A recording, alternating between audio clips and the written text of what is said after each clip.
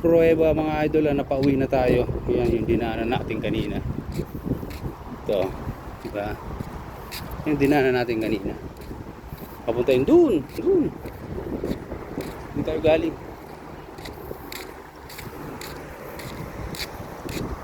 Yung mga dates, oh.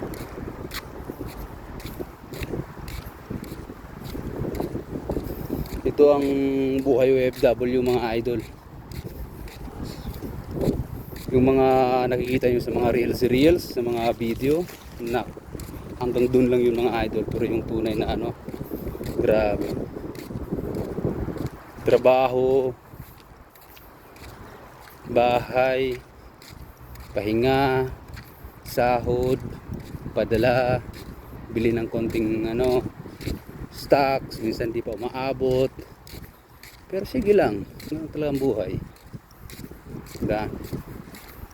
Yung iba kasi talaga tinatago lang nila dun sa ano, sa mga pinopost nila sa Facebook. Pinapakita nilang okay sila. Siyempre ayaw naman talaga nila na nag-aalala. Kahit naman sino ayaw nila nag-aalala dahil yung iba, pero meron din naman mga madrama eh. Mga madrama ng OFW. Hoy, hindi lahat ha. Pero sa amin man natin na hindi, talagang meron at meron. Diba? Nagdadrama, ganito, ganyan, kawawa kami dito, ganyan. Para siyempre makuha lang yung atensyon ng ano. Pero masama yun. Bakit kanyo? Pinag-aalala natin yung pamilya natin sa Pilipinas eh. Ako nga, hindi naman sa ano, diba? Ako, hindi pa ako nagkasakit dito sa Saudi Arabia. Isipin mo yun. Sa ilang taon ako dito sa Saudi Arabia, pero hindi ako nagkakasakit. Hindi ako nagkakasakit. Kasi nga, ayaw ko na nag-aalala sila eh. Para kasi sundalo dito, kailangan mo gamutin yung sarili mo. Tsaka hindi mo na kailangan, kahit naman isabi mo sa kanila na, uy, ganito, nilalagnat ako, ang lakas na, ang taas ng lagnat to, ganito, ganyan. Wala rin naman sila magagawa kasi nga nandito ka. Yung pinaka-importante dyan, alagaan yung sarili nyo. Yan. Pagtrabaho, trabaho lang. Alam nyo nang ibig sabihin nun. Kung ano yung goal nyo, kaya kayo nag-abroad. O kung ano yung ano, pangarap nyo, kaya kayo nag-abroad. Aba, doon lang tayo. Hanggang doon lang tayo. Huwag nyo nang salihan ng kung anong ano, gusto nyo pang mangyari sa buhay. Minsan lang mabuhay. Minsan lang pagkatiwalaan. Pero pag sira yung tiwala, nako mga idol. Hindi basta makakalimutan yan. Mga ganyang bagay. Tsaka lalo na kung pamilyado tayo, wala naman ang dahilan para gumawa pa tayo ng katarantaduhan dito o anumang kalokohan. Kasi kung sarili lang naman natin ang iisipin natin, ba't pa tayo mag-abroad? Sarap-sarap ng buhay sa Pilipinas. Kung sarili lang natin ang iniisip natin, di ba? Punta ka ng tambayan, ba? Tumbok ka sa inuman.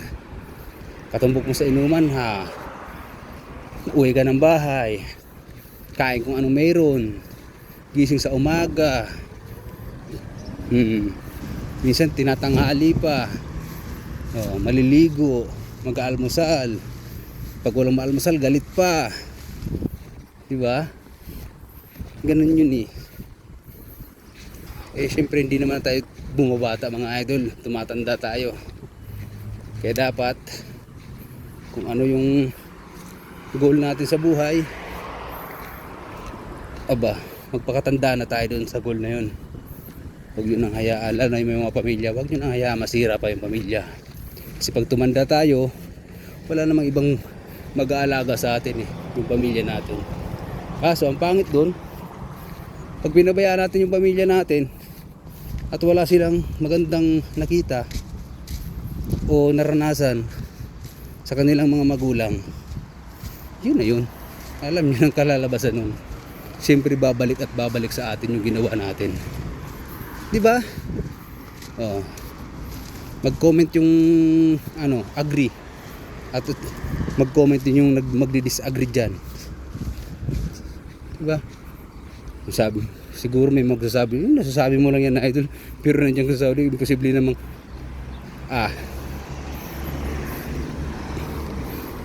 Diyos na nakakaalam nun mga idol. Diyos na nakakaalam nun. Siguro dati na yung pag na nakatikim ng alak dito, yung sadiki, ganyan. Pero bad yun. Lalo na sa bansang Saudi Arabia, hindi pwede yun. Napaka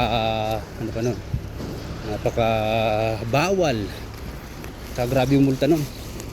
Bawal na, grabe pa yung multa.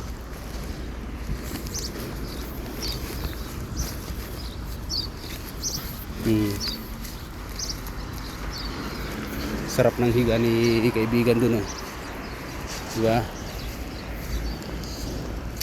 Sarap ng higa niya. Kaibigan, ba? Paparos-paros papahangin Sarap nito nagpahangin sa ilalim ng puno. Kaya yun lang mga idol. Alagaan natin yung sarili natin pag nasa ibang bansa. Diba? Huwag mong paka-stress. Kasi pamilya rin natin ang kawawa bandang huli.